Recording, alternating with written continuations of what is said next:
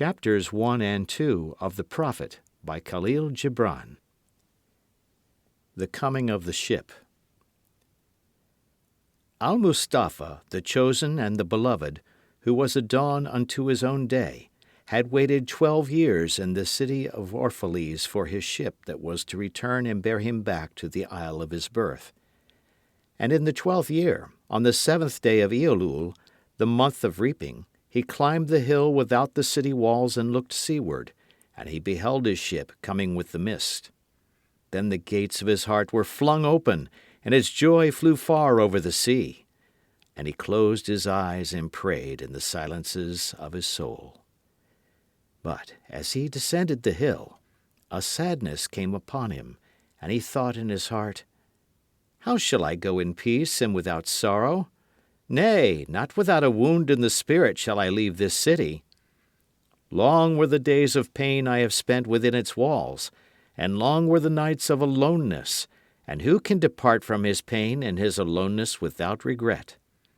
Too many fragments of the spirit have I scattered in these streets, and too many are the children of my longing that walk naked among these hills, and I cannot withdraw from them without a burden and an ache. It is not a garment I cast off this day, but a skin that I tear with my own hands. Nor is it a thought I leave behind me, but a heart made sweet with hunger and with thirst. Yet I cannot tarry longer. The sea that calls all things unto her calls me, and I must embark. For to stay, though the hours burn in the night, is to freeze and crystallize and be bound in a mold. Fain would I take with me all that is here, but how shall I? A voice cannot carry the tongue and the lips that gave it wings. Alone must it seek the ether. And alone and without his nest shall the eagle fly across the sun. Now, when he reached the foot of the hill, he turned again towards the sea, and he saw his ship approaching the harbor, and upon her prow the mariners, the men of his own land. And his soul cried out to them, and he said, "Sons of my ancient mother, you riders of the tides, how often have you sailed in my dreams, and now you come in my awakening, which is my deeper dream. Ready am I to go, and my eagerness with sails full set awaits the wind. Only another breath will I breathe in this still air, only another loving look cast backward, and then I shall stand among you, a seafarer among seafarers. And you, vast sea, sleepless mother, who alone are peace and freedom to the river and the stream, only another winding will this stream make, only another murmur in this glade, and then I shall come to you, a boundless drop to a boundless ocean." And as he walked, he saw from afar men and women leaving their fields and their vineyards and hastening towards the city gates. And he heard their voices calling his name, and shouting from field to field, telling one another of the coming of his ship. And he said to himself, "Shall the day of parting be the day of gathering? And shall it be said that my eve was in truth my dawn? And what shall I give unto him who has left his plough in mid-furrow, or to him who has stopped the wheel of his winepress? Shall my heart become a tree heavy laden with fruit that I may gather and give unto them? And shall my desires flow like a fountain that I may fill their cups? Am I a harp that the hand of the mighty may touch me, or a flute that his breath may pass through me? A seeker of silences am I, and what treasure have I found in silences that I may dispense with confidence? If this is my day of harvest, in what fields have I sowed the seed, and in what unremembered seasons? If this indeed be the hour in which I lift up my lantern, it is not my flame that shall burn therein. Empty and dark shall I raise my lantern, and the guardian of the night shall fill it with oil, and he shall light it also." These things he said in words, but much in his heart remained unsaid, for he himself could not speak his deeper secret. And when he entered into the city, all the people came to meet him, and they were crying out to him as with one voice. And the elders of the city stood forth and said, "Go not yet away from us. A noontide have you been in our twilight, and your youth has given us dreams to dream. No stranger are you among us, nor a guest, but our son and our dearly beloved. Suffer not yet our eyes to hunger for your face.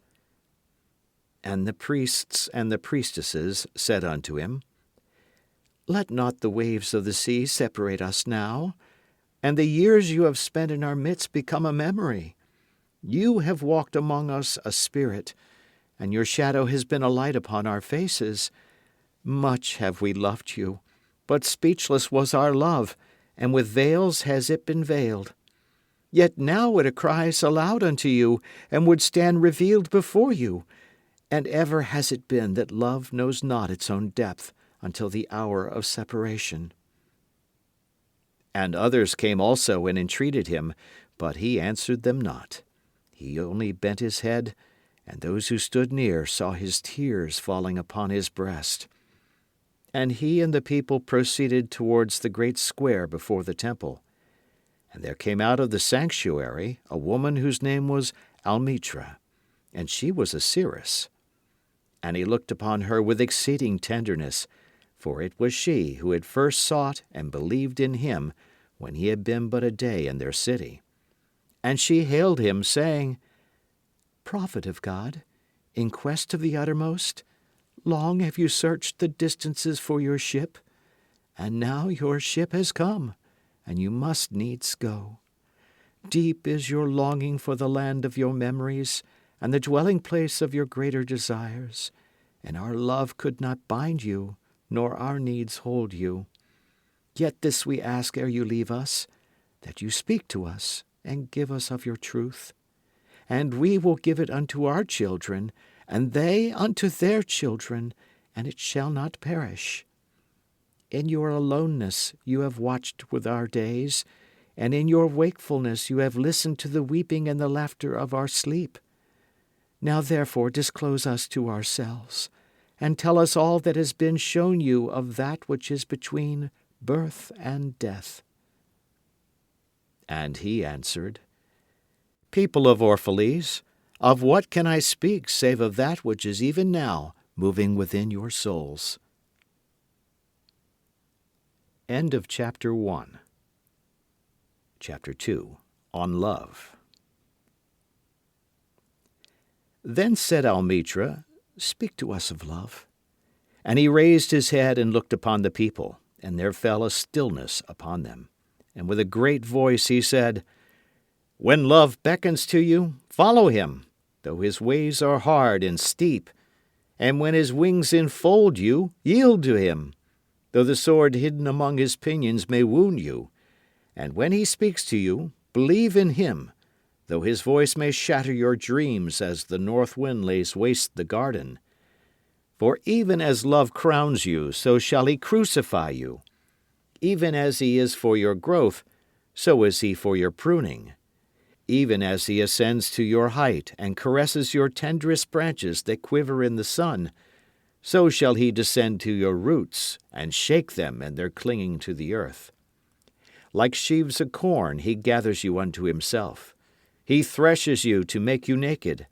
He sifts you to free you from your husks. He grinds you to whiteness.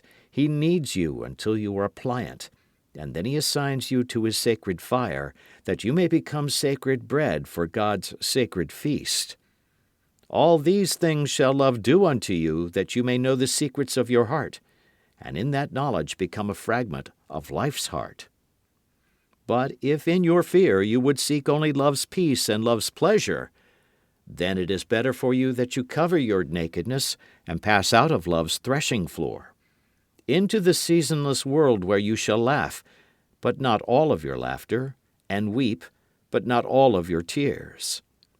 Love gives naught but itself, and takes naught but from itself. Love possesses not, nor would it be possessed, for love is sufficient unto love. And when you love, you should not say, God is in my heart, but rather, I am in the heart of God. And think not you can direct the course of love, for love, if it finds you worthy, directs your course. Love has no other desire but to fulfill itself. But if you love, and must needs have desires, let these be your desires: to melt and be like a running brook that sings its melody to the night, to know the pain of too much tenderness, to be wounded by your own understanding of love, and to bleed willingly and joyfully, to wake at dawn with a winged heart and give thanks for another day of loving, to rest at the noon hour and meditate love's ecstasy, to return home at eventide with gratitude, and then to sleep with a prayer for the beloved in your heart and a song of praise upon your lips. End of chapter.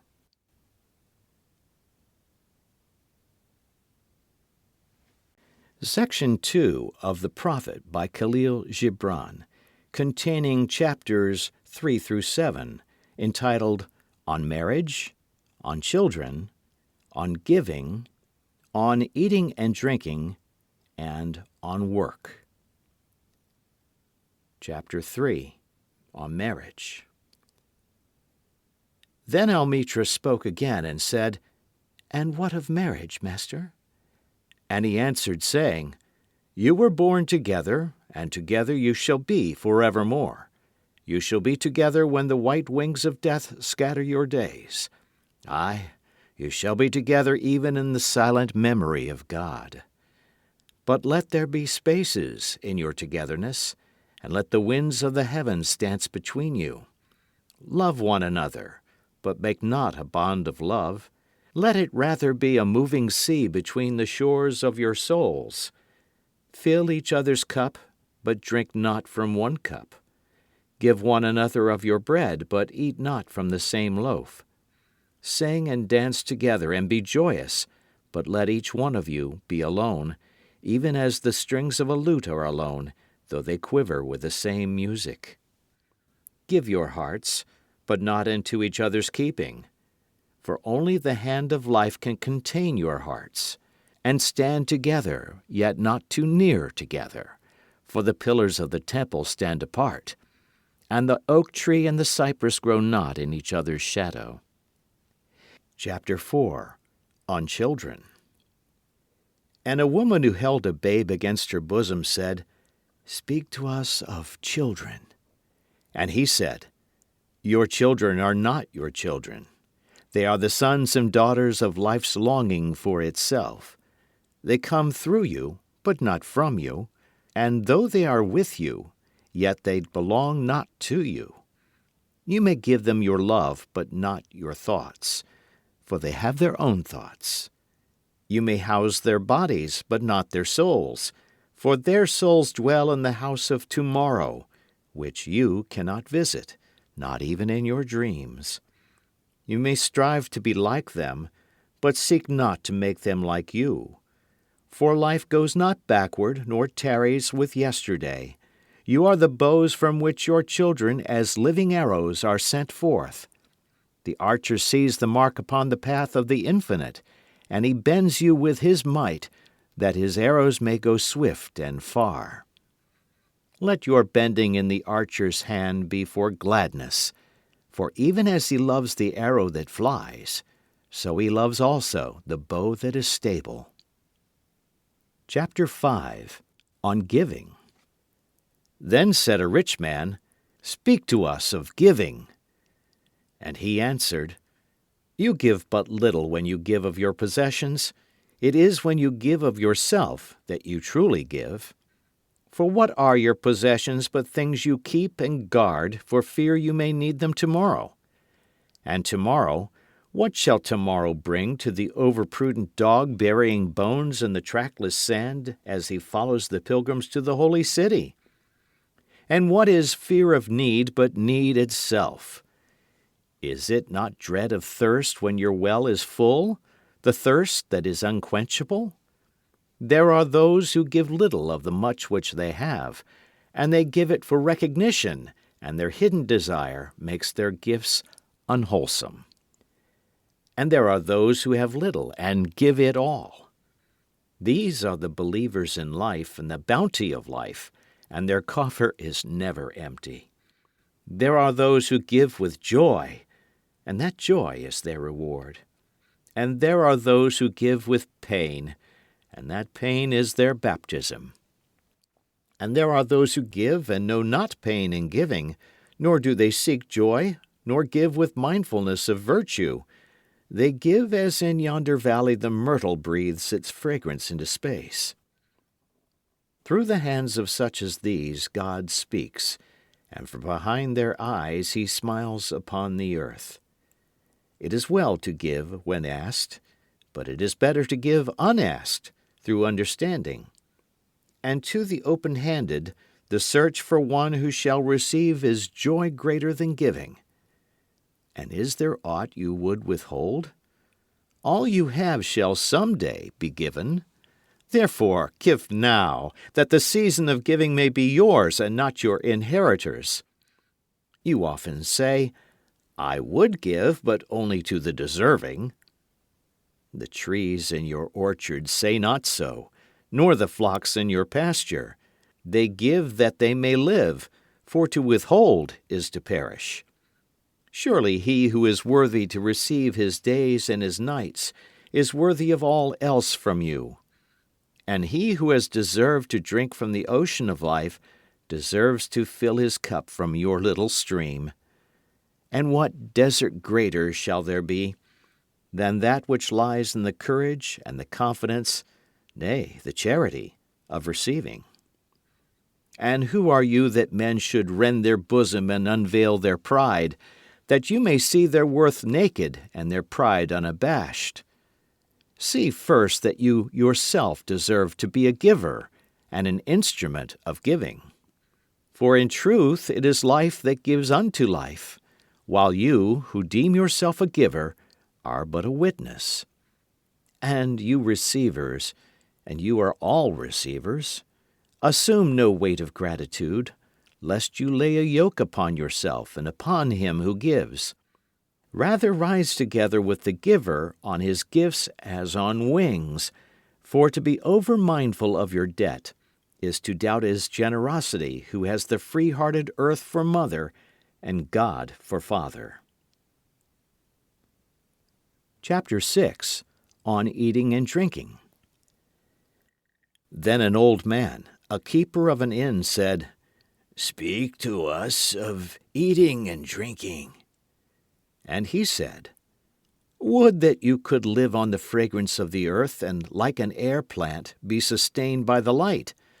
But since you must kill to eat, and rob the newly born of its mother's milk to quench your thirst, let it then be an act of worship.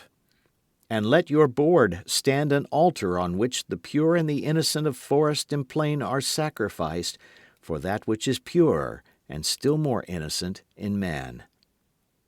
When you kill a beast, say to him in your heart, By the same power that slays you, I too am slain, and I too shall be consumed. For the law that delivered you into my hand shall deliver me into a mightier hand. Your blood and my blood is naught but the sap that feeds the tree of heaven. And when you crush an apple with your teeth, say to it in your heart, Your seeds shall live in my body, and the buds of your tomorrow shall blossom in my heart. And your fragrance shall be my breath, and together we shall rejoice through all the seasons. And in the autumn, when you gather the grapes of your vineyards for the winepress, say in your heart, I too am a vineyard, and my fruit shall be gathered for the winepress, and like new wine I shall be kept in eternal vessels. And in winter, when you draw the wine, let there be in your heart a song for each cup, and let there be in the song a remembrance for the autumn days, and for the vineyard, and for the winepress. And on work. Then a plowman said, Speak to us of work. And he answered, saying, You work that you may keep pace with the earth and the soul of the earth. For to be idle is to become a stranger unto the seasons, and to step out of life's procession that marches in majesty and proud submission towards the infinite. When you work, you are a flute through whose heart The whispering of the hours turns to music. Which of you would be a reed, dumb and silent, when all else sings together in unison? Always you have been told that work is a curse and labor a misfortune. But I say to you that when you work, you fulfill a part of earth's furthest dream, assigned to you when that dream was born, and in keeping yourself with labor, you are in truth loving life. And to love life through labor is to be intimate with life's inmost secret. But if you in your pain call birth an affliction, and the support of the flesh a curse written upon your brow, then I answer that naught but the sweat of your brow shall wash away that which is written. You have been told also that life is darkness, and in your weariness you echo what was said by the weary. And I say that life is indeed darkness, save where there is urge, and all urge is blind, save when there is knowledge. And all knowledge is vain, save when there is work. And all work is empty, save when there is love. And when you work with love, you bind yourself, and to one another, and to God. And what is it to work with love? It is to weave the cloth with threads drawn from your heart, even as if your beloved were to wear that cloth. It is to build a house with affection, even as if your beloved were to dwell in that house. It is to sow seeds with tenderness and reap the harvest with joy, even as if your beloved were to eat the fruit. It is to charge all things you fashion with a breath of your own spirit, and to know that all the blessed dead are standing about you and watching. Often have I heard you say, as if speaking in sleep, "He who works in marble and finds the shape of his own soul in the stone is nobler than he who ploughs the soil. And he who seizes the rainbow to lay it on a cloth in the likeness of man is more than he who makes the sandals for our feet." But I say, not in sleep, but in the overwakefulness of noontide, that the wind speaks not more sweetly to the giant oaks than to the least of all the blades of grass. And he alone is great who turns the voice of the wind into a song made sweeter by his own loving. Work is love made visible, and if you cannot work with love, but only with distaste, it is better that you should leave your work and sit at the gate of the temple and take alms of those who work with joy. For if you bake bread with indifference, you bake a bitter bread that feeds but half man's hunger. And if you grudge the crushing of the grapes, your grudge distills a poison in the wine. And if you sing though as angels and love not the singing, you muffle man's ears to the voices of the day and the voices of the night. End of section 2.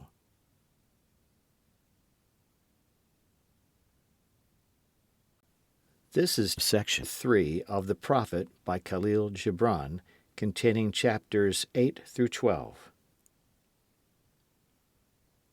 Chapter 8, On Joy and Sorrow. Then a woman said, "Speak to us of joy and sorrow." And he answered, "Your joy is your sorrow unmasked, and the selfsame well from which your laughter arises was oftentimes filled with your tears. And how else can it be? The deeper that sorrow carves into your being, the more joy you can contain. Is not the cup that holds your wine the very cup that was burned in the potter's oven? And is not the lute that soothes your spirit the very wood that was hollowed with knives? When you are joyous, look deep into your heart, and you shall find it is only that which has given you sorrow that is giving you joy. When you are sorrowful, look again in your heart, and you shall see that in truth you are weeping for that which has been your delight. Some of you say, "Joy is greater than sorrow," and others say, "Nay, sorrow is the greater." But I say unto you, They are inseparable. Together they come, and when one sits alone with you at your board, remember that the other is asleep upon your bed. Verily, you are suspended like scales between your sorrow and your joy. Only when you are empty are you at standstill and balanced. When the treasure keeper lifts you to weigh his gold and his silver, needs must your joy or your sorrow rise or fall. Chapter 9. On Houses. Then a mason came forth and said, "Speak to us of houses." And he answered and said, "Build of your imaginings a bower in the wilderness, ere you build a house within the city walls. And even as you have homecomings in your twilight, so has the wanderer in you, the ever distant and alone. Your house is your larger body. It grows in the sun and sleeps in the stillness of the night, and it is not dreamless. Does not your house dream? And dreaming, leave the city for grove or hilltop? Would that I could gather your houses into my hand and like a sower scatter them in forest and meadow. Would the valleys were your streets, and the green paths your alleys, that you might seek one another through vineyards, and come with the fragrance of the earth in your garments. But these things are not yet to be. In their fear your forefathers gathered you too near together, and that fear shall endure a little longer. A little longer shall your city walls separate your hearths from your fields. And tell me, people of Orphalese, what have you in these houses, and what is it you guard with fastened doors? Have you peace, the quiet urge that reveals your power? Have you remembrances, the glimmering arches that span the summits of the mind? Have you beauty that leads the heart from things fashioned of wood and stone to the holy mountain? Tell me, have you these in your houses? Or have you only comfort, and the lust for comfort, that stealthy thing that enters the house as a guest, and then becomes a host, and then a master? Aye, and it becomes a tamer, and with hook and scourge makes puppets of your larger desires. Though its hands are silken, its heart is of iron. It lulls you to sleep only to stand by your bed and jeer at the dignity of the flesh. It makes mock of your sound senses and lays them in thistledown like fragile vessels. Verily, the lust for comfort murders the passion of the soul, and then walks grinning in the funeral. But you, children of space, you restless in rest, you shall not be trapped nor tamed. Your house shall be not an anchor, but a mast. It shall not be a glistening film that covers a wound, but an eyelid that guards the eye. You shall not fold your wings that you may pass through doors, nor bend your heads that they strike not against a ceiling, nor fear to breathe lest walls should crack and fall down. You shall not dwell in tombs made by the dead for the living. And though of magnificence and splendor, your house shall not hold your secret, nor shelter your longing. For that which is boundless in you abides in the mansion of the sky, whose door is the morning mist, and whose windows are the songs and the silences of night. Chapter 10. On Clothes. And the weaver said, "Speak to us of clothes." And he answered, "Your clothes conceal much of your beauty, yet they hide not the unbeautiful. And though you seek in garments the freedom of privacy, you may find in them a harness and a chain. Would that you could meet the sun and the wind with more of your skin and less of your raiment. For the breath of life is in the sunlight, and the hand of life is in the wind. Some of you say, it is the north wind who has woven the clothes we wear. And I say, aye, it was the north wind. But shame was his loom, and the softening of the sinews was his thread. And when his work was done, he laughed in the forest. Forget not that modesty is for a shield against the eye of the unclean. And when the unclean shall be no more, what were modesty but a fetter and a fouling of the mind? And forget not that the earth delights to feel your bare feet, and the winds long to play with your hair. Chapter 11. On Buying and Selling. And a merchant said, Speak to us of buying and selling. And he answered and said, To you the earth yields her fruit, and you shall not want if you but know how to fill your hands. It is in exchanging the gifts of the earth that you shall find abundance and be satisfied. Yet unless the exchange be in love and kindly justice, it will but lead some to greed and others to hunger. When in the marketplace you toilers of the sea and fields and vineyards meet the weavers and the potters and the gatherers of spices, invoke then the master spirit of the earth to come into your midst and sanctify the scales and the reckoning that weighs value against value. And suffer not the barren-handed to take part in your transactions who would sell their words for your labor. To such men you should say, Come with us to the field, or go with our brothers to the sea and cast your net. For the land and the sea shall be bountiful to you, even as to us. And if there come the singers, and the dancers, and the flute players, buy of their gifts also. For they too are gatherers of fruit and frankincense, and that which they bring, though fashioned of dreams, is raiment and food for your soul.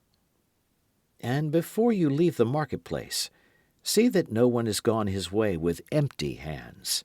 For the master spirit of the earth shall not sleep peacefully upon the wind, till the needs of the least of you are satisfied. Chapter 12. On Crime and Punishment. Then one of the judges of the city stood forth and said, Speak to us of crime and punishment. And he answered, saying, It is when your spirit goes wandering upon the wind, that you, alone and unguarded, commit a wrong unto others, and therefore unto yourself. And for that wrong committed must you knock and wait a while unheeded at the gate of the blessed. Like the ocean is your God-self, it remains forever undefiled. And like the ether it lifts but the winged. Even like the sun is your God-self. It knows not the ways of the mole, nor seeks it the holes of the serpent. But your God-self dwells not alone in your being. Much in you is still man, and much in you is not yet man, but a shapeless pygmy that walks asleep in the mist, searching for its own awakening. And of the man in you would I now speak, for it is he, and not your God-self, nor the pygmy in the mist, that knows crime and the punishment of crime. Oftentimes have I heard you speak of one who commits a wrong, as though he were not one of you, but a stranger unto you, and an intruder upon your world. But I say that even as the holy and the righteous cannot rise beyond the highest which is in each one of you, so the wicked and the weak cannot fall lower than the lowest which is in you also. And as a single leaf turns not yellow, but with the silent knowledge of the whole tree, so the wrongdoer cannot do wrong without the hidden will of you all. Like a procession, you walk together towards your God-self. You are the way and the wayfarers. And when one of you falls down, he falls for those behind him, a caution against the stumbling stone. Aye, and he falls for those ahead of him, who though faster and surer of foot, yet remove not the stumbling stone. And this also, though the word lie heavy upon your hearts, the murdered is not unaccountable for his own murder, and the robbed is not blameless in being robbed. The righteous is not innocent of the deeds of the wicked, and the white-handed is not clean in the doings of the felon. Yea, the guilty is oftentimes the victim of the injured, And still more often the condemned is the burden-bearer for the guiltless and unblamed. You cannot separate the just from the unjust and the good from the wicked, for they stand together before the face of the sun, even as the black thread and the white are woven together. And when the black thread breaks, the weaver shall look into the whole cloth, and he shall examine the loom also. If any of you would bring to judgment the unfaithful wife, let him also weigh the heart of her husband in scales, and measure his soul with measurements. And let him who would lash the offender look unto the spirit of the offended. And if any of you would punish in the name of righteousness, and lay the axe unto the evil tree, let him see to its roots. And verily, he will find the roots of the good and the bad, the fruitful and the fruitless, all entwined together in the silent heart of the earth. And you judges, who would be just, what judgment pronounce you upon him, who though honest in the flesh yet is a thief in spirit? What penalty lay you upon him who slays in the flesh, yet is himself slain in the spirit? And how prosecute you him who in action is a deceiver and an oppressor, yet who also is aggrieved and outraged? And how shall you punish those whose remorse is already greater than their misdeeds? Is not remorse the justice which is administered by that very law which you would fain serve? Yet you cannot lay remorse upon the innocent, nor lift it from the heart of the guilty. Unbidden shall it call in the night, that men may wake and gaze upon themselves. And you who would understand justice, how shall you, unless you look upon all deeds in the fullness of light? Only then shall you know that the erect and the fallen are but one man standing in twilight between the night of his pygmy self and the day of his God self, and that the cornerstone of the temple is not higher than the lowest stone in its foundation. End of section.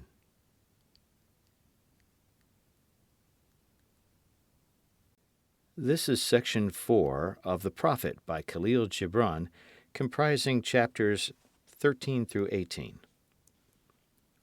The Prophet by Kahlil Gibran.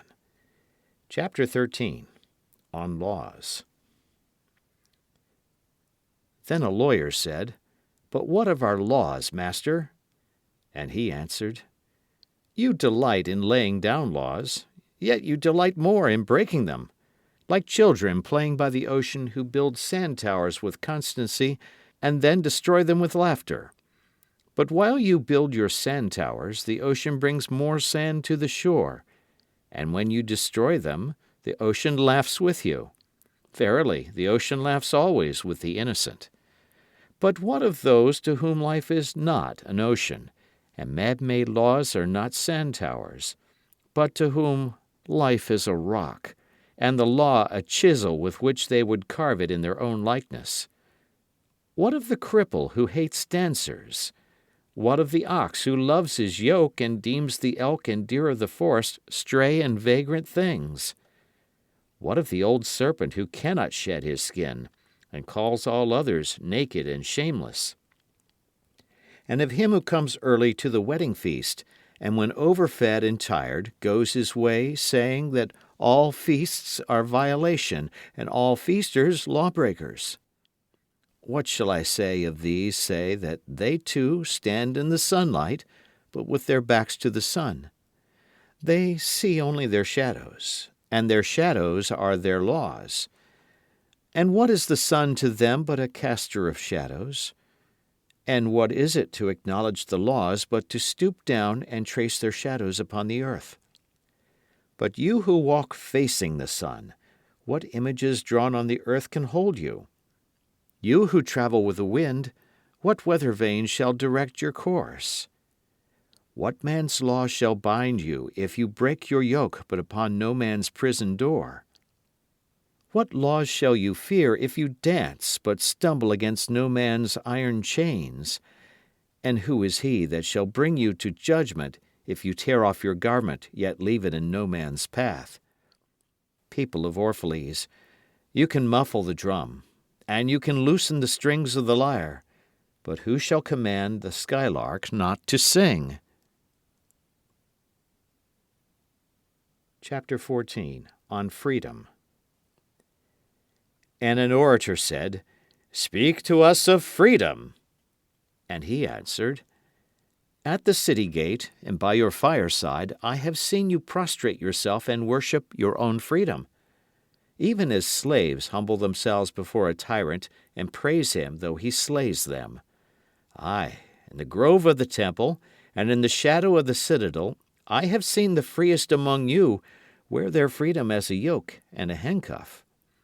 And my heart bled within me, for you can only be free when even the desire of seeking freedom becomes a harness to you, and when you cease to speak of freedom as a goal and a fulfillment.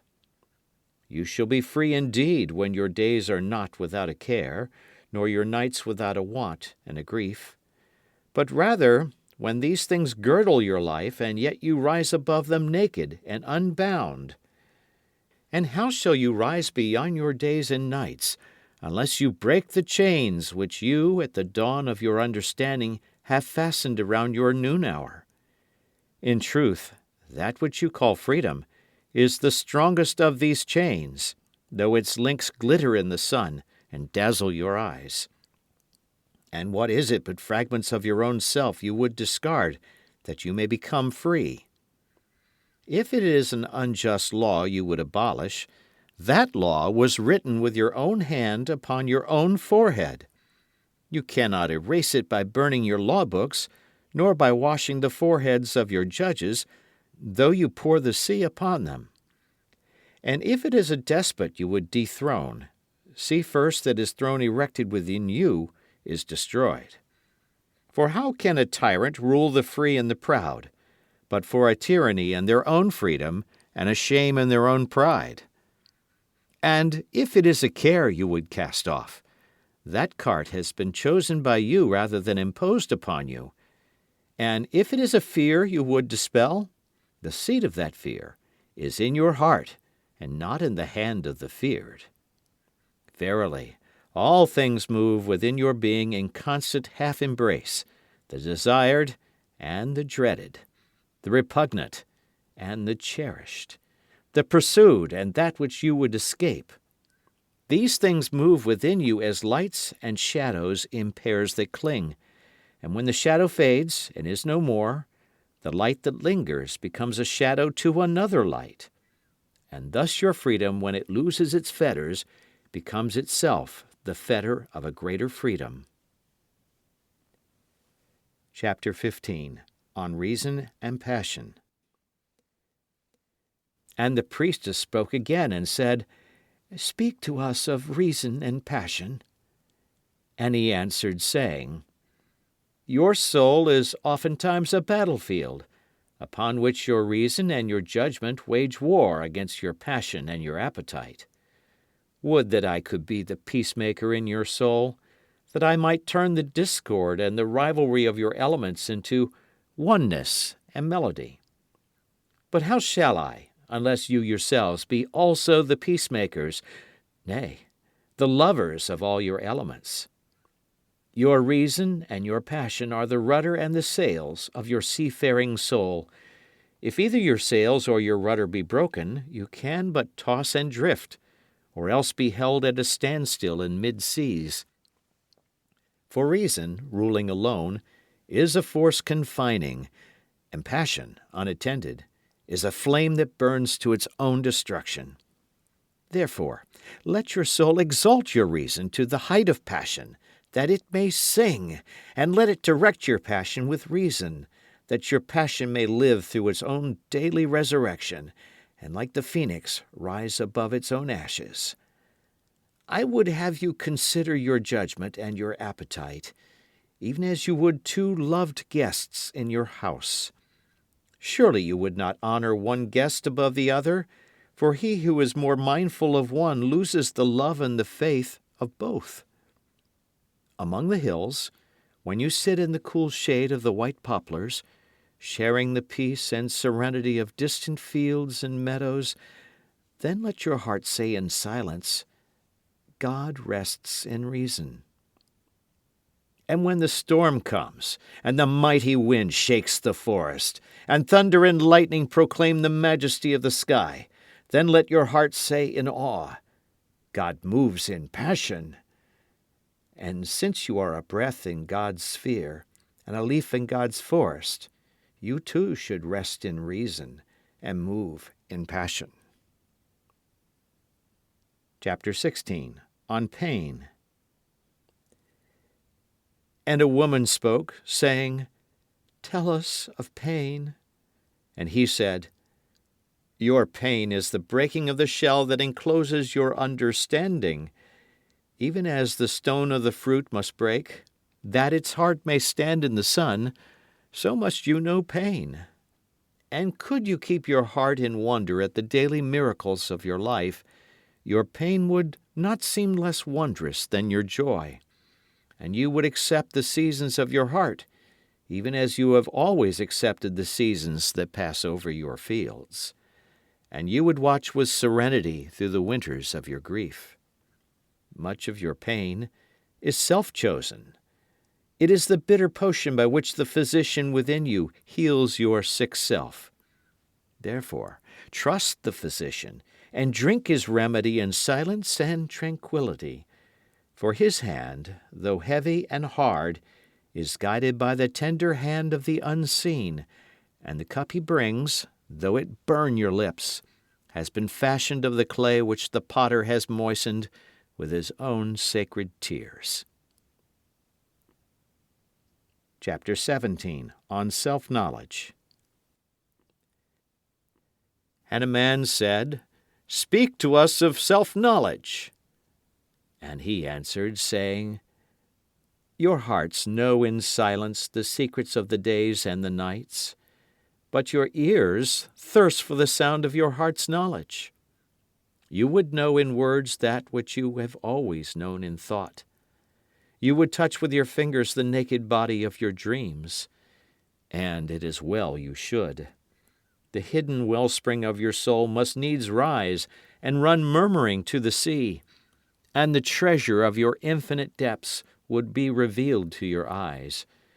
But let there be no scales to weigh your unknown treasure, and seek not the depths of your knowledge with staff or sounding line. For self is a sea, boundless and measureless. Say not, I have found the truth, but rather, I have found a truth. Say not, I have found the path of the soul. Say rather, I have met the soul walking upon my path. For the soul walks upon all paths. The soul walks not upon a line, neither does it grow like a reed. The soul unfolds itself like a lotus of countless petals. Chapter 18. On Teaching. Then said a teacher, Speak to us of teaching. And he said, No man can reveal to you aught but that which already lies half asleep in the dawning of your knowledge. The teacher who walks in the shadow of the temple, among his followers, gives not of his wisdom, but rather of his faith and his lovingness. If he is indeed wise, he does not bid you enter the house of his wisdom, but rather leads you to the threshold of your own mind. The astronomer may speak to you of his understanding of space, but he cannot give you his understanding. The musician may sing to you of the rhythm which is in all space, but he cannot give you the ear which arrests the rhythm nor the voice that echoes it. And he who is versed in the science of numbers can tell of the regions of weight and measure, but he cannot conduct you hither. For the vision of one man lends not its wings to another man. And even as each one of you stands alone in God's knowledge, so must each one of you be alone in his knowledge of God and in his understanding of the earth. End of section.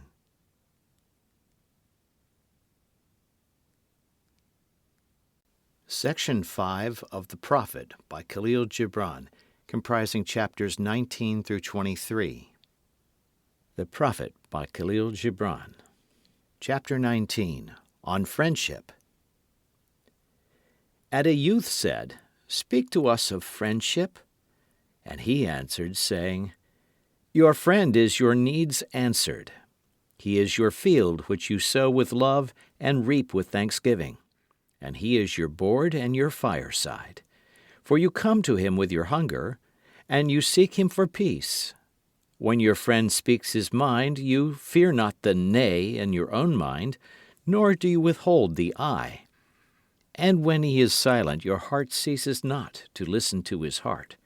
For without words, in friendship, all thoughts, all desires, all expectations are born and shared, with joy that is unacclaimed. When you part from your friend, you grieve not, for that which you love most in him may be clearer in his absence, as the mountain to the climber is clearer from the plain.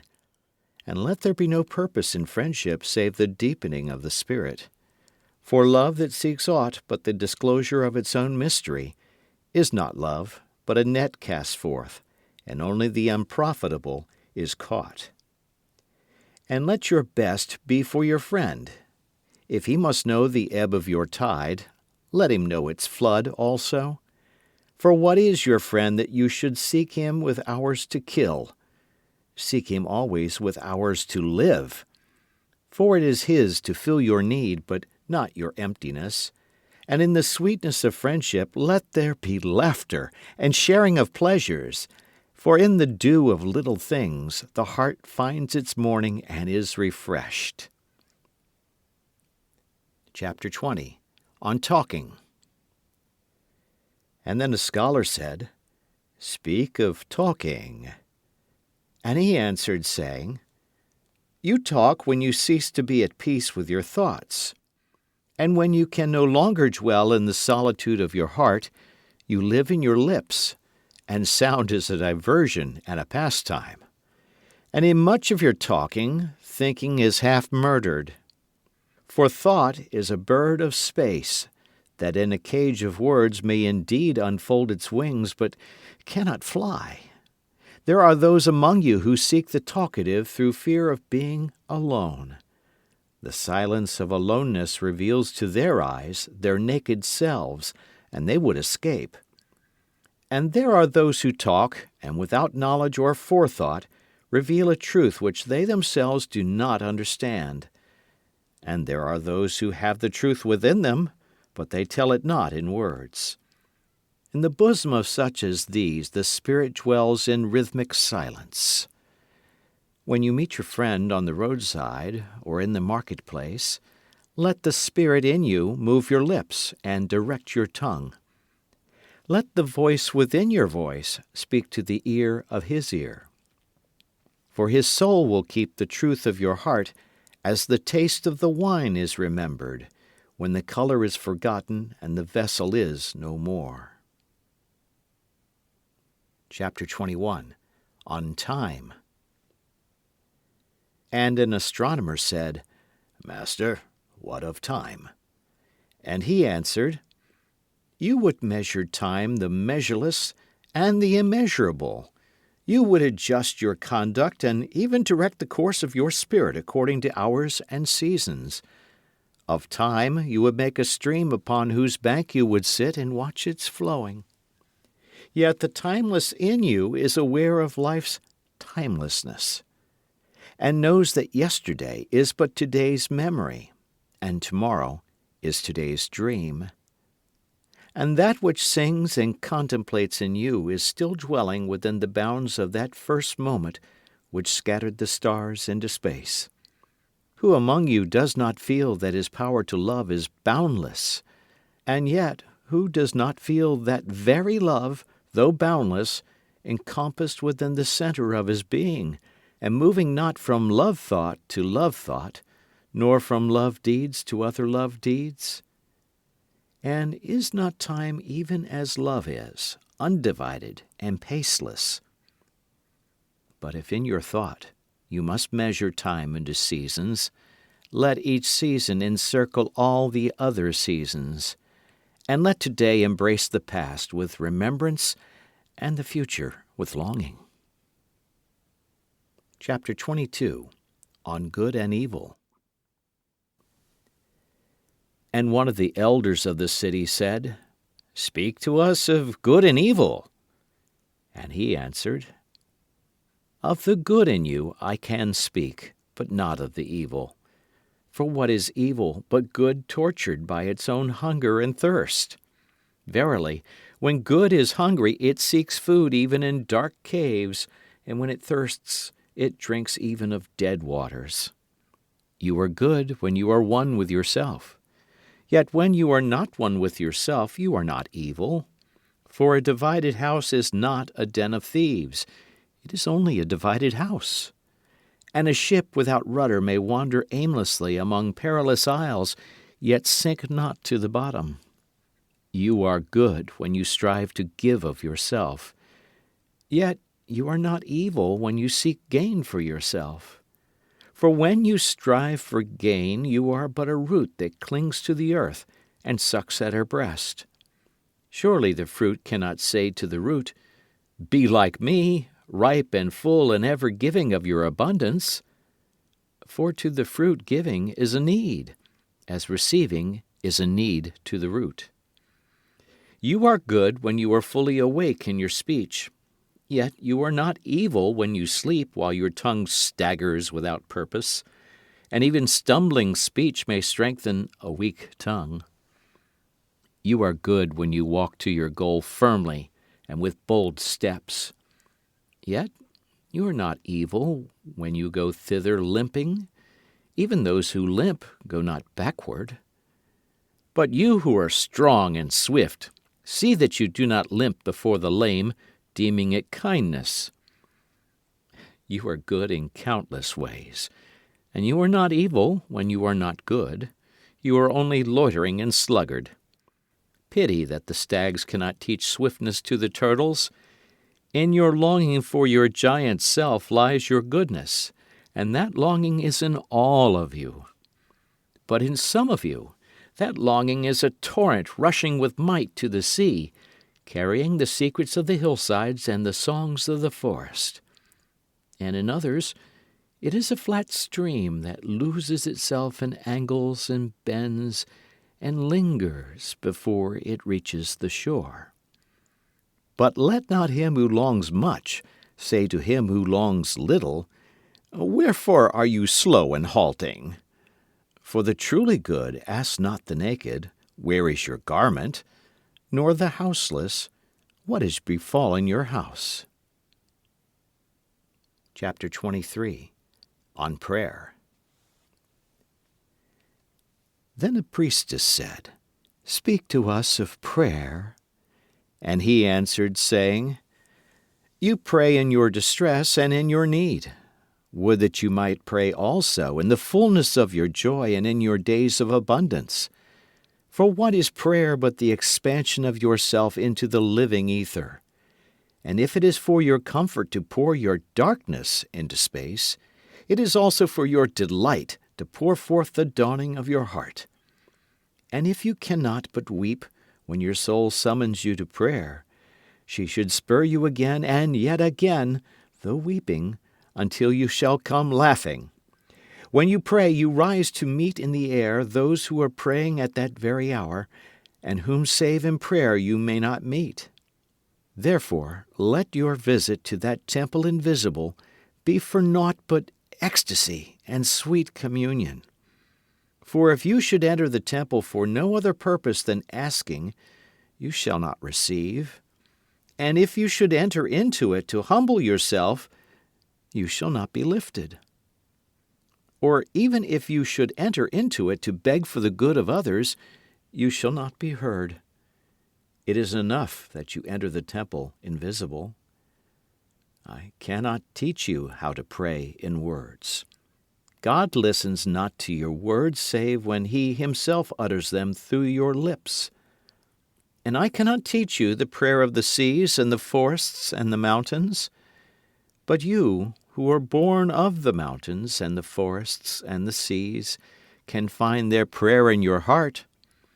And if you but listen in the stillness of the night, you shall hear them saying in silence, Our God, who art our winged self, it is thy will in us that willeth. It is thy desire in us that desireth. It is thy urge in us that would turn our nights, which are thine, into days, which are thine also. We cannot ask thee for aught, for thou knowest our needs before they are born in us. Thou art our need, and in giving us more of thyself, thou givest us all. End of section.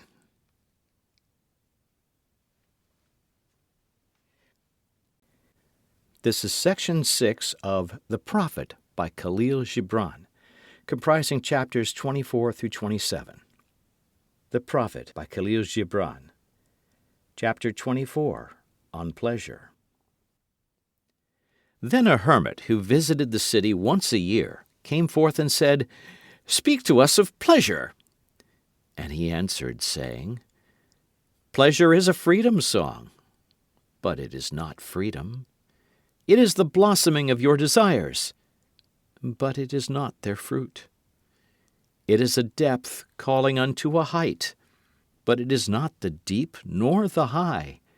It is the caged taking wing, but it is not space encompassed. Aye, in very truth, pleasure is a freedom song, and I fain would have you sing it with fullness of heart, yet I would not have you lose your hearts in the singing. Some of your youth seek pleasure as if it were all, and they are judged and rebuked. I would not judge nor rebuke them. I would have them seek. For they shall find pleasure, but not her alone. 7 are her sisters, and the least of them is more beautiful than pleasure. Have you not heard of the man who was digging in the earth for roots and found a treasure? And some of your elders remember pleasures with regret like wrongs committed in drunkenness. But regret is the beclouding of the mind, and not as chastisement. They should remember their pleasures with gratitude, as they would the harvest of a summer. Yet if it comforts them to regret, let them be comforted. And there are among you those who are neither young to seek nor old to remember, and in their fear of seeking and remembering, they shun all pleasures, lest they neglect the Spirit or offend against it. But even in their foregoing is their pleasure, and thus they too find a treasure, though they dig for roots with quivering hands. But tell me, who is he that can offend the Spirit? Shall the nightingale offend the stillness of the night, or the firefly the stars? And shall your flame or your smoke burden the wind? Think you the Spirit is a still pool which you can trouble with a staff? Oftentimes, in denying yourself pleasure, you do but store the desire in the recesses of your being. Who knows but that which seems omitted today waits for tomorrow? Even your body knows its heritage and its rightful need, and will not be deceived. And your body is the harp of your soul, and it is yours to bring forth sweet music from it, or confused sounds. And now you ask in your heart, how shall we distinguish that which is good in pleasure from that which is not good? Go to your fields and your gardens, and you shall learn that it is the pleasure of the bee to gather honey of the flower, but it is also the pleasure of the flower to yield its honey to the bee. For to the bee a flower is a fountain of life, and to the flower a bee is a messenger of love, and to both, bee and flower, the giving and the receiving of pleasure is a need and an ecstasy. People of Orphalese, be in your pleasures like the flowers and the bees. Chapter 25, On Beauty. And a poet said, Speak to us of beauty. And he answered, Where shall you seek beauty? And how shall you find her unless she herself be your way and your guide? And how shall you speak of her except she be the weaver of your speech? The aggrieved and the injured say, Beauty is kind and gentle. Like a young mother half shy of her own glory she walks among us. And the passionate say, Nay, beauty is a thing of might and dread. Like the tempest she shakes the earth beneath us and the sky above us. The tired and the weary say, Beauty is of soft whisperings. She speaks in our spirit. Her voice yields to our silences like a faint light that quivers in fear of the shadow. But the restless say, We have heard her shouting among the mountains, and with her cries came the sound of hoofs, and the beating of wings, and the roaring of lions. At night the watchmen of the city say, Beauty shall rise with the dawn from the east. And at noontide the toilers and the wayfarers say, We have seen her leaning over the earth from the windows of the sunset. In winter say the snowbound, She shall come with the spring leaping upon the hills. And in the summer heat the reapers say, We have seen her dancing with the autumn leaves, and we saw a drift of snow in her hair. All these things have you said of beauty, yet in truth you spoke not of her, but of needs unsatisfied. And beauty is not a need, but an ecstasy. It is not a mouth thirsting, nor an empty hand stretched forth, but rather a heart inflamed and a soul enchanted. It is not the image you would see, nor the song you would hear, but rather an image you see though you close your eyes, and a song you hear though you shut your ears. It is not the sap within the furrowed bark, nor a wing attached to a claw, but rather a garden forever in bloom and a flock of angels forever in flight. People of Orphalese, beauty is life when life unveils her holy face. But you are life, and you are the veil. Beauty is eternity gazing at itself in a mirror. But you are eternity, and you are the mirror. Chapter 26, On Religion. And an old priest said, Speak to us of religion. And he said, Have I spoken this day of aught else? Is not religion all deeds and all reflection? And that which is neither deed nor reflection, but a wonder and a surprise ever springing in the soul, even while the hands hew the stone or tend the loom? Who can separate his faith from his actions, or his belief from his occupations? Who can spread his hours before him, saying, This for God, and this for myself, this for my soul, and this other for my body? All your hours are wings that beat through space from self to self.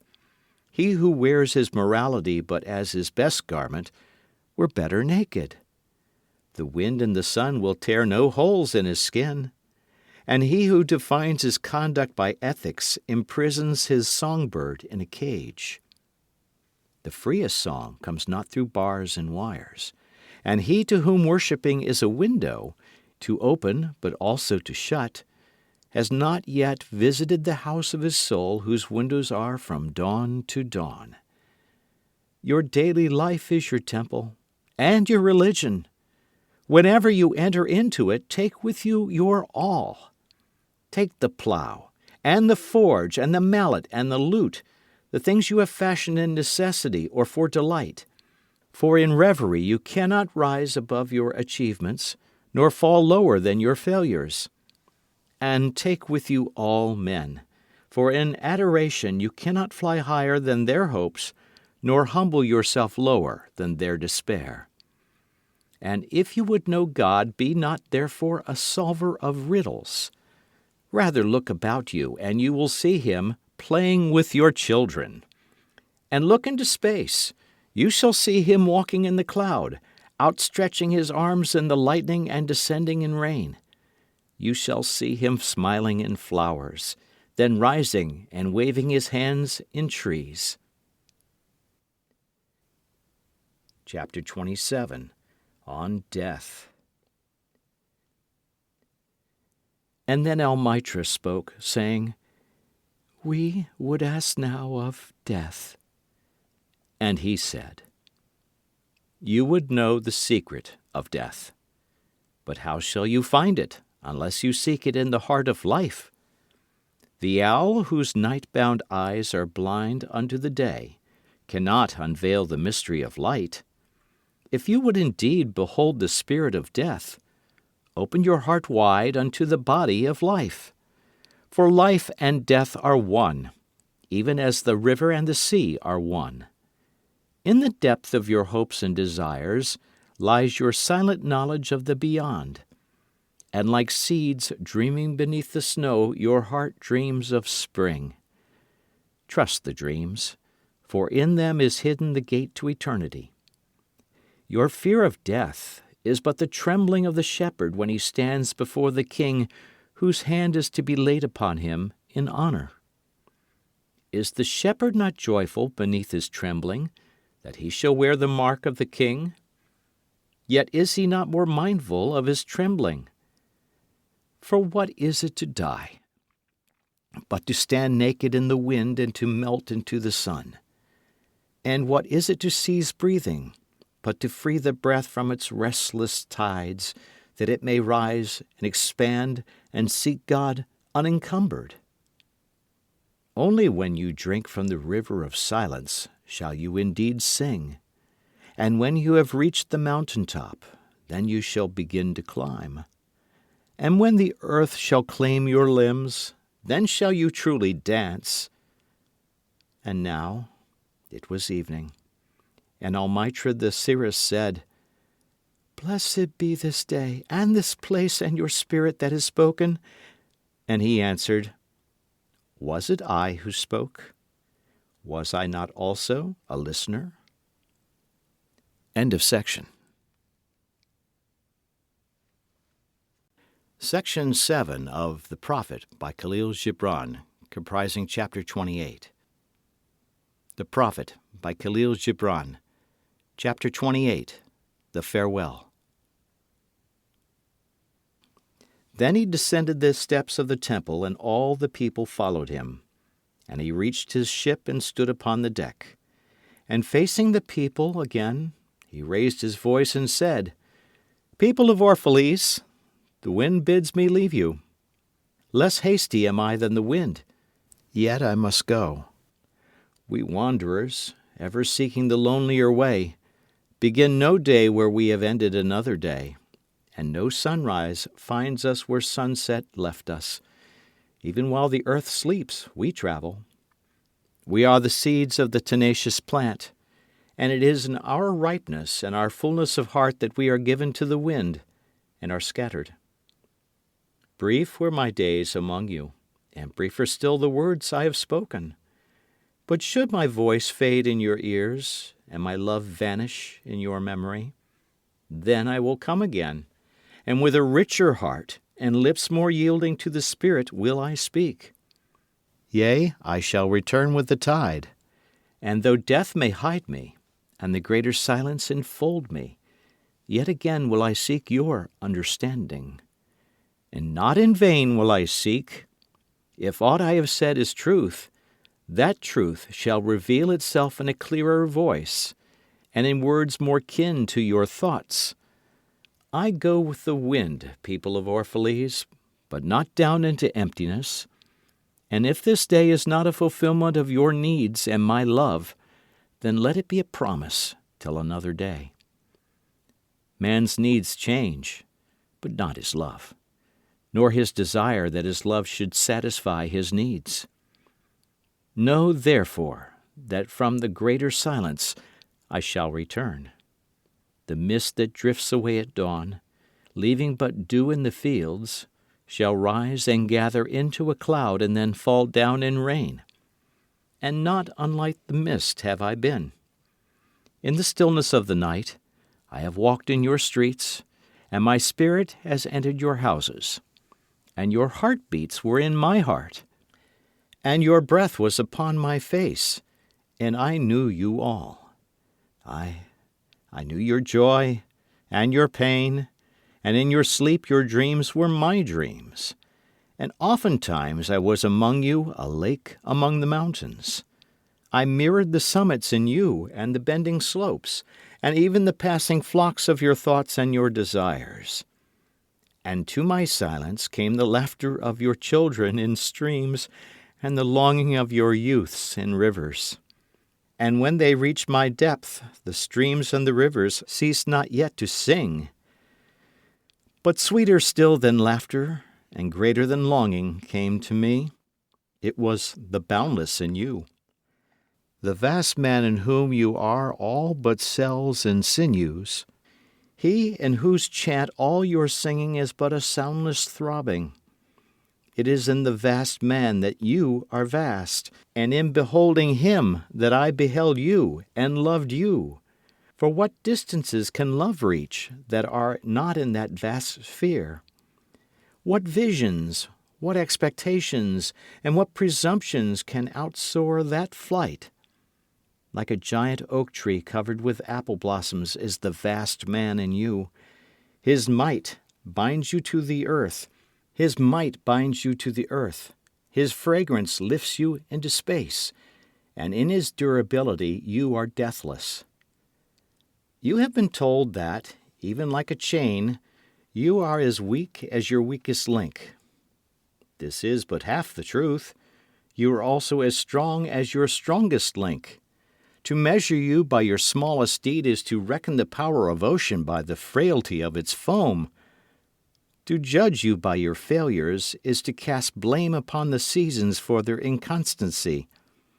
Aye, you are like an ocean, and though heavy-grounded ships await the tide upon your shores, yet, even like an ocean, you cannot hasten your tides. And like the seasons you are also.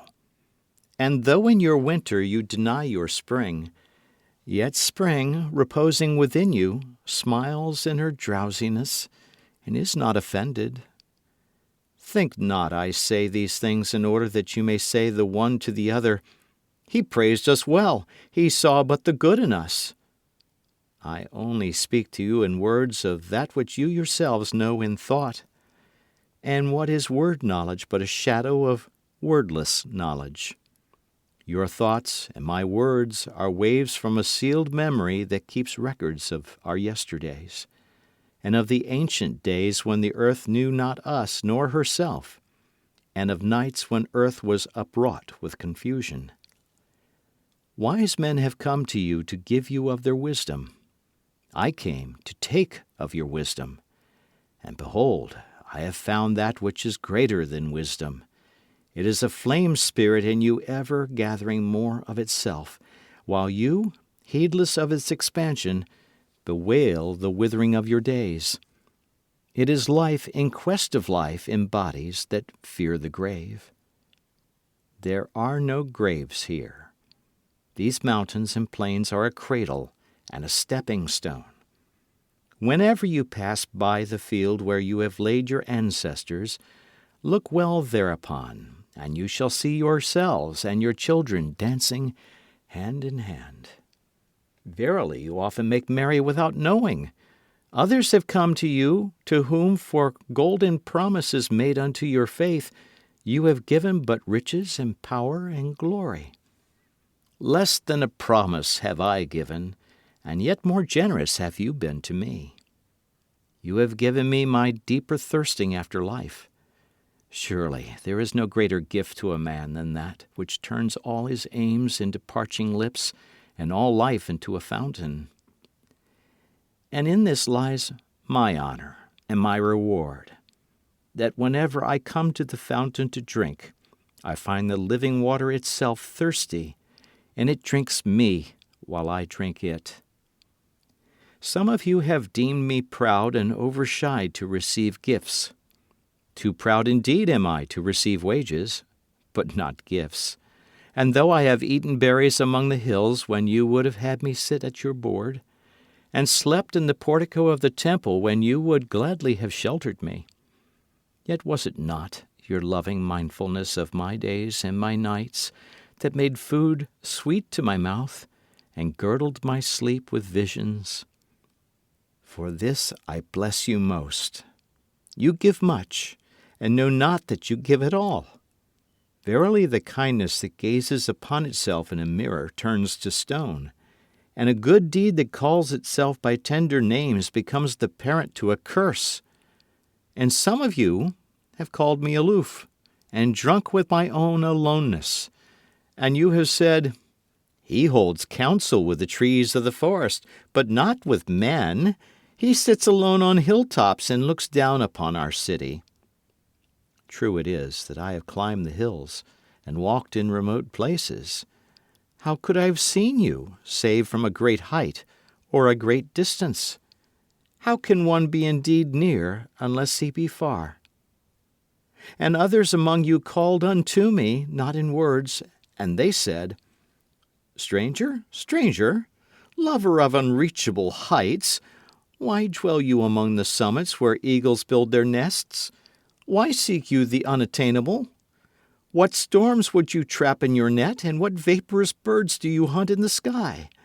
Come and be one of us. Descend and appease your hunger with our bread, and quench your thirst with our wine.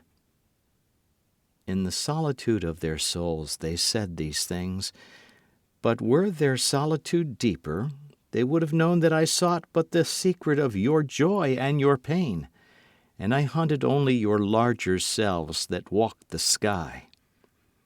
But the hunter was also the hunted, for many of my arrows left my bow only to seek my own breast, and the flyer was also the creeper. For when my wings were spread in the sun, their shadow upon the earth was a turtle. And I, the believer, was also the doubter.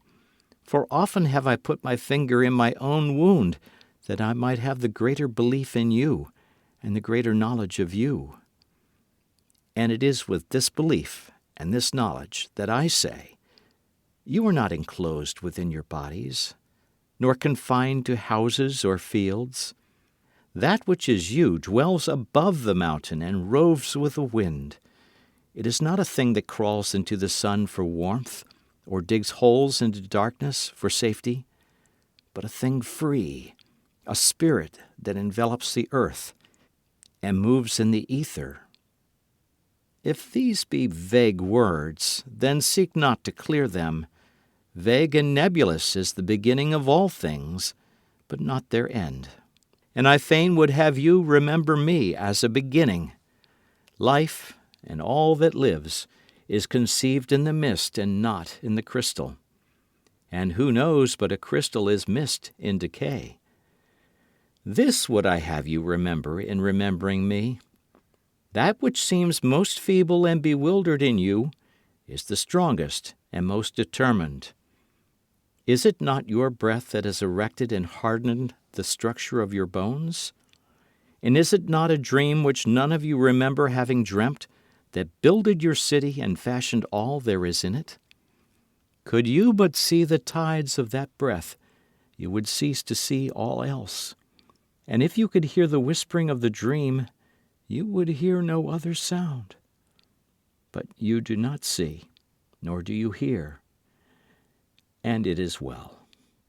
The veil that clouds your eyes shall be lifted by the hands that wove it, and the clay that fills your ears shall be pierced by those fingers that kneaded it. And you shall see, and you shall hear. Yet you shall not deplore having known blindness, nor regret having been deaf. For in that day you shall know the hidden purposes in all things, and you shall bless darkness as you would bless light. After saying these things, he looked about him, and he saw the pilot of his ship standing by the helm and gazing now at the full sails and now at the distance, and he said, Patient, over-patient is the captain of my ship. The wind blows, and restless are the sails. Even the rudder begs direction. Yet quietly my captain awaits my silence. And these my mariners, who have heard the choir of the greater sea, they too have heard me patiently. Now they shall wait no longer. I am ready. The stream has reached the sea, and once more the great mother holds her son against her breast. Fare you well, people of Orphalese. This day has ended. It is closing upon us even as the water lily upon its own tomorrow. What was given us here we shall keep, and if it suffices not, then again must we come together, and together stretch our hands unto the giver. Forget not that I shall come back to you. A little while, and my longing shall gather dust and foam for another body. A little while, a moment of rest upon the wind, and another woman shall bear me. Farewell to you and the youth I have spent with you. It was but yesterday we met in a dream. You have sung to me in my aloneness, and I of your longings have built a tower in the sky. But now our sleep is fled, and our dream is over, and it is no longer dawn. The noontide is upon us, and our half-waking has turned to fuller day, and we must part. If in the twilight of memory we should meet once more, we shall speak again together, and you shall sing to me a deeper song. And if our hands should meet in another dream, we shall build another tower in the sky.